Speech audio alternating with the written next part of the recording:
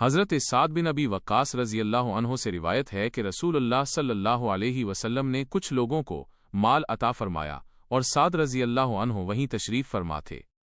آپ صلی اللہ علیہ وسلم نے ایک ایسے شخص کو چھوڑ دیا جو مجھے ان میں سب سے زیادہ پسند تھا۔ میں نے عرض کیا، یا رسول اللہ، آپ نے فلاں شخص کو کیوں چھوڑ دیا؟ اللہ کی قسم، میں اسے مومن خیال کرتا ہوں۔ آپ صلی اللہ علیہ وسلم نے فرمایا، یا مسلمان۔ میں کچھ دیر خاموش رہا، پھر جو اس شخص کے بارے میں مجھے اچھی بات معلوم تھی اس کی وجہ سے میں نے دوبارہ پوچھا، یا رسول اللہ، آپ نے فلاں شخص کو کیوں چھوڑ دیا؟ اللہ کی قسم، میں اسے مومن سمجھتا ہوں۔ آپ صلی اللہ علیہ وسلم نے پھر فرمایا، یا مسلمان۔ میں کچھ دیر خاموش رہا، پھر جو کچھ میں اس کے بارے میں جانتا تھا اس نے مجھے پھر سے پوچھنے پر مائل کیا۔ میں نے پھر عرض کیا، یا رسول اللہ، آپ نے فلاں شخص کو کیوں چھوڑ دیا؟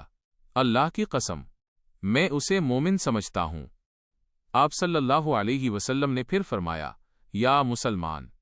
پھر آپ صلی اللہ علیہ وسلم نے فرمایا، اے سعد، میں کسی شخص کو مال دیتا ہوں حالانکہ کوئی دوسرا شخص مجھے اس سے زیادہ محبوب ہوتا ہے، اس ڈر سے کہ کہیں وہ منہ کے بل جہنم میں نہ گر پڑے۔